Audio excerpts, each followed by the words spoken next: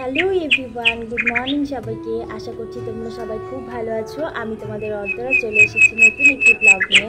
তো অনেক দিন হলো তোমাদের সাথে কোনো ব্লগই শেয়ার করতে পারছি না, একটু সময়ের প্রবলেমের জন্য, যেহেতু পুজো আরও অনেক কিছু বাড়িতে কাজ টাজ থাকে, তো যার কারণে আমি এর মধ্যে কোনো ব্লগই শ্যুট করতে পারিনি। তো ফাইনালি আজকে আমি ভাবলাম চলো তোমাদের সাথে একটা ব্লগ ভিডিও শেয়ার করা যাক। তো আজকে হচ্ছে 20 অক্টোবর, আর আজ তো আমাদের কালী পুজো। সবাইকে জানাচ্ছি শুভ দীপাবলির অনেক অনেক অনেক ভালোবাসা আর অনেক অভিনন্দন। সবার পুজো খুব খুব খুব ভালো কাটুক, এই শুভকামনা নিয়ে আজকের ব্লগটা আমি স্টার্ট করছি।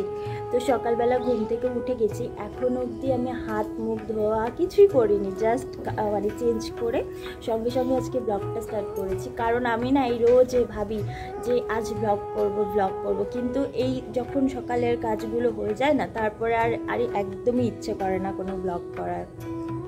তো ওই জন্য আজকে একদম সকালে ফ্রেশ হয়ে শুধু মানে ড্রেসটা চেঞ্জ করেছি, করে আমি এখন চলে এসেছি তোমাদের সাথে কথা বলতে।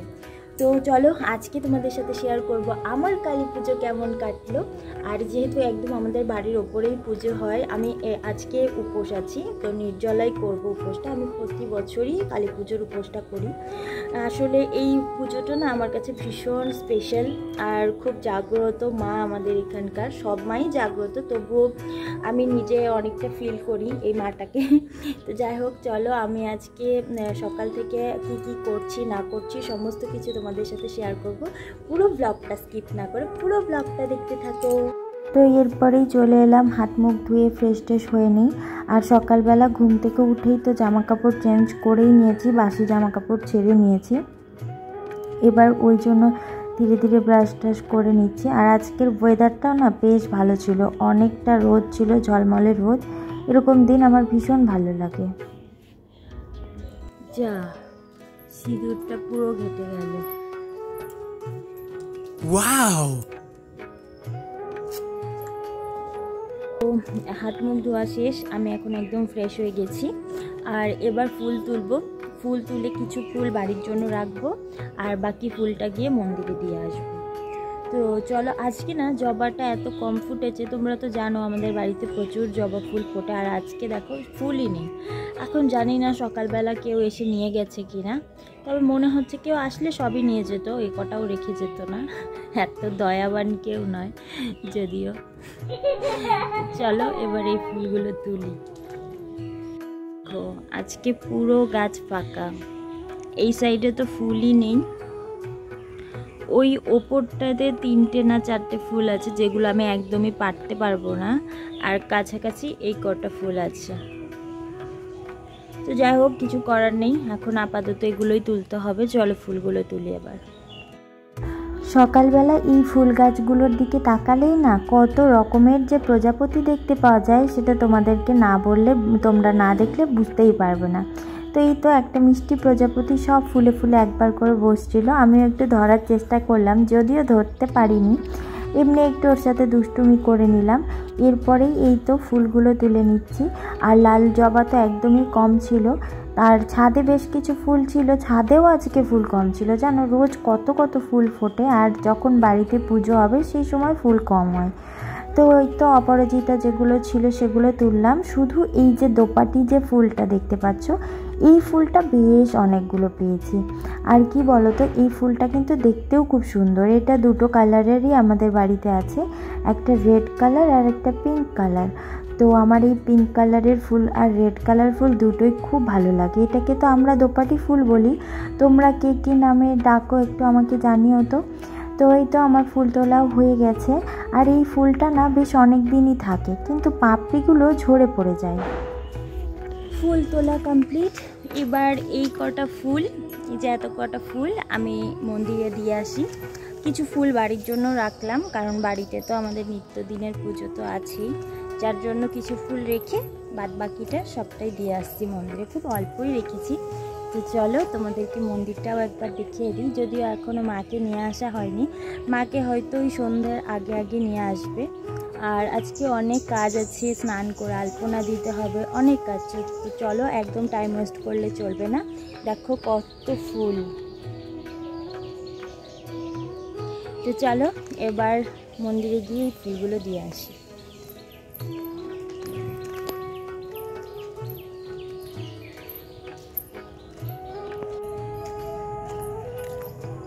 লাইটগুলো এখনো জ্বলছে, লাইটগুলো বন্ধই করা হয়নি, গোটা বাড়ি লাইট দেওয়া হয়েছে।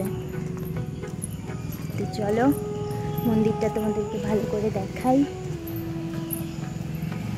তো এই হলো মায়ের মন্দির, আর মায়ের মন্দিরটা একদম ধুয়ে মুছে পরিষ্কার করে দেওয়া হয়েছে। এবার এই জলটা শুকিয়ে গেলে তারপরে এখানে সব কিছু কাজ টাজ হবে। আর এই দিকে সব লাইটও জ্বলছিল। এইটা কিন্তু আসলে বৈষ্ণব মতের কালী পুজো, জানো তো। আগে এই পুজোটাই শাক্ত মতে হতো, তো এখানে বলিও হতো, কিন্তু কিছু বছর হলো বলিটা আর হয় না, বলিটা উঠিয়ে দেওয়া হয়েছে। আমাদের বাড়িটাতেও না অনেক লাইট দেওয়া হয়েছে, তো এখন তো দিনের বেলায় বোঝা যাবে না, চলো তোমাদেরকে একবার দেখাই।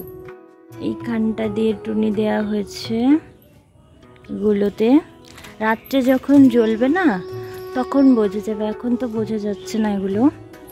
তারপর এই সাইডটা দিয়ে দেওয়া হয়েছে, এই দিকটাতেও দেওয়া হয়েছে। সকালবেলায় সেই মন্দির থেকে এসে মায়ের সাথে গল্প শুরু করেছিলাম, যেহেতু বাবা বাড়িতে নেই, মাও একা বোর হচ্ছিল। গল্প করতে করতে যে 1:30টা বেজে গেছে আমি বুঝতেই পারিনি। তারপর আর কি, ওই শেষের দিকে গিয়ে তাড়াহুড়ো করে তাড়াতাড়ি স্নানটা সেরে এলাম। স্নান সারতে গিয়ে মাকেই বলে গেছিলাম যে মা তুমি তোমার শাড়ি বের করে রাখো, আমি পরবো। আর আমি তো শাড়ি পরতে ভীষণ ভালোবাসি, মানে পুজো হলে আমি তো অন্য কোনো অপশানে যাবই না, শাড়িই পরবো। আর এমনিতেও শাড়ি পরার জন্য আমি অকেশন খুঁজি যে কোথায় কোথায় আমি শাড়ি পরতে পারবো, আমি এত ভালোবাসি শাড়ি পরতে। তো মা একটা মায়ের ছাপা শাড়ি বের করে দিল। আমার তো ছাপা শাড়ি নেই, কারণ আমি তো রেগুলার শাড়ি পরি না, তাই যখন এই ছাপা শাড়িগুলো এটা মায়েরই, তো মা বের করে দিয়ে রেখেছিল, আমি এসে তাড়াতাড়ি করে পরে নিলাম। ভেবেছিলাম জুয়েলারি কিছুই পরবো না, তবুও ফাঁকা ফাঁকা লাগছিল, তাই শুধু কানের দুলটাই বের করে নিলাম। আর এই তো এবার সিঁদুর টিঁদুর পরে রেডি হয়ে নিচ্ছি তাড়াহুড়ো করে, কারণ এখনই আমাকে মন্দিরে যেতে হবে। ওইদিকে অনেকটাই লেট করে ফেলেছি, কারণ ওই আলপনা দিয়ে সেটাকে আবার শুকাতেও তো হবে, আর মন্দিরের ভেতরে লোকজন ঢুকলে সেগুলো আর শুকাবে না, তাই এদিকেও লেট করলে হবে না। তো আমি ফাইনালি রেডি। এই যে এই শাড়িটা পরেছি, এটা হচ্ছে আমার মায়ের শাড়ি, মায়ের একটা ছাপা শাড়ি পরে নিলাম। এবার যাই মন্দিরে, অনেক লেট হয়ে গেছে, আর সব থেকে বড় কথা কি আলপনাটা শুকাতে অনেকটা টাইম লাগে। তো চলো এবার আমি আলপনাটা দিয়ে দিই ধীরে ধীরে। আমাকে কেমন লাগছে বলো তো। চলে এলাম মায়ের মন্দিরে, এবার ধীরে ধীরে আলপনাটা দিতে শুরু করব। আর সকালবেলা তোমরা তো দেখতেই পেলে মন্দির পুরো ধুয়ে মুছে পরিষ্কার করে দেওয়া হয়েছে, আর মন্দিরের ভেতরটা থেকে বাড়িটা দেখতে ঠিক এরকম লাগে। আর এই দিকেই যে আমাদের মাও চলে এসেছে, মাকেও বসিয়ে দেওয়া হয়েছে মায়ের আসনে। আর খুব তাড়াহুড়ো করেও লাভ হতো না, কারণ খুব একটা তাড়াহুড়ো করলে মন্দিরটা তো শোকাতেও হতো, যেহেতু জল দিয়ে মোছা হয়েছে পুরো ঘরটা, তাই মন্দিরটাও ভালোভাবে শুকিয়ে গেছে। এবার আমি সুন্দর করে আলপনাটা দিয়ে দেবো। আর মন্দিরের ভেতরটা থেকে বাড়ির বাইরেটা দেখতে এত স্নিগ্ধ লাগে না, তোমরা হয়তো নিজের চোখে না দেখলে বুঝতেই পারবে না। বাড়িতে যেহেতু অনেক গাছপালা আছে, যার জন্য আরও বেশি ভালো লাগে।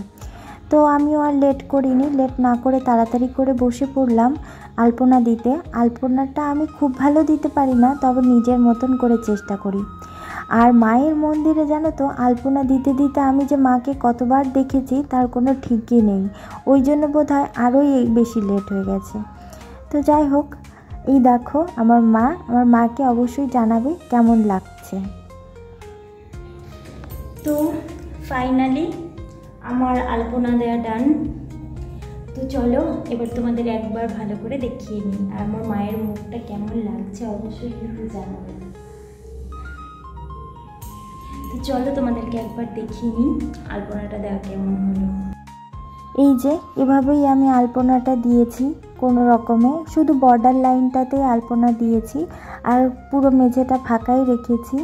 তো জানিও তোমরা অবশ্যই কমেন্ট করে যে আমি জানি খুব একটাও ভালো হয়নি, তবুও আমি যেমনটা পারি আমি শুধুমাত্র চেষ্টাটুকুনি করেছি।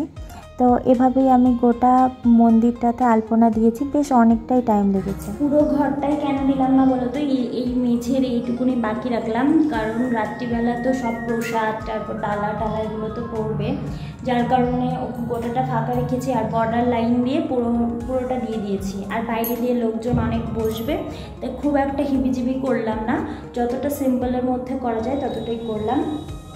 আমার আলপনা দেওয়া হয়ে গেছে, এবার বাড়ি যাব।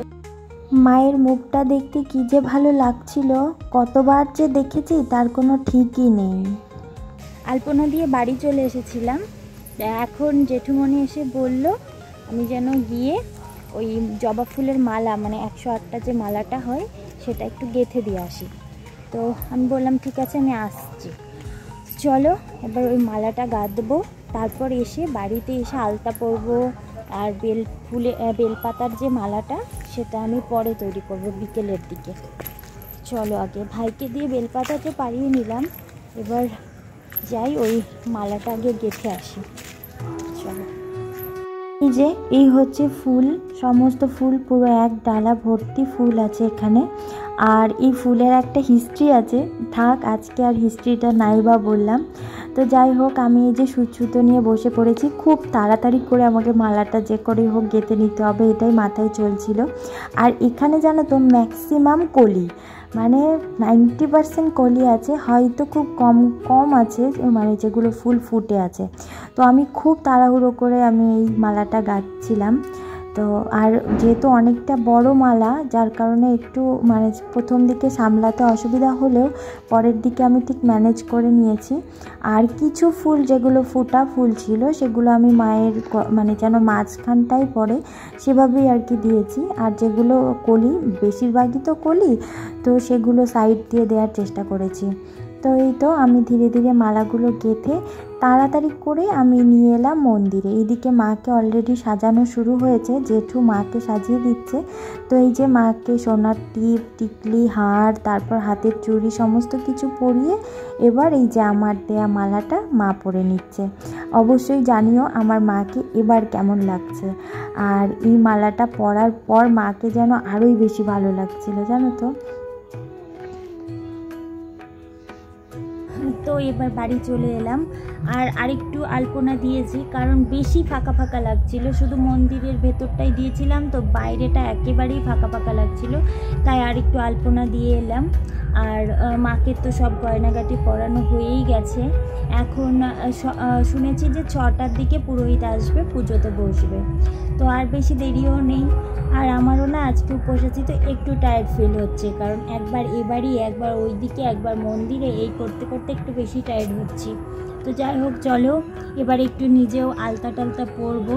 আর হয়তো বা এই ভিডিওটা আমি পুরোটাতে আজকের দিনের পুরোটা ব্লগ শেয়ার করতে পারবো না, পার্ট 1 পার্ট 2 করে ছাড়তে হবে, কারণ এটা হচ্ছে আমার সারাদিনের যেটা গেল, তো আসলে অনেকটা বড়, অনেক লেন্থের হয়ে যাবে ভিডিওটা, যার জন্য আমি ভাবছি 2টো পার্ট করব। রাত্রের পার্টটা আমি পরের থেকে স্টার্ট করছি।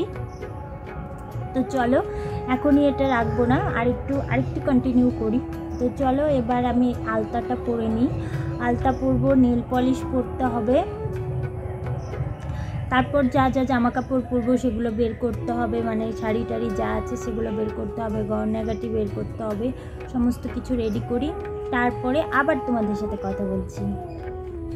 চলে এসেছি ঠাকুর ঘরে। রাত্রিবেলায় যেহেতু ডালা দেয়া হবে, তাই জন্য ডালার ফলগুলো রেডি করে নিচ্ছি, সব কিছুতে সিঁদুরের ফোঁটাও দিয়ে দিচ্ছি সব ফলগুলোতে। আর আমার বাবার বাড়িতে না এই নিয়মটা আছে, এই কলার ঢোঙাতে প্রদীপ জ্বালিয়ে সেটা গঙ্গাতে ভাসাতে হয়।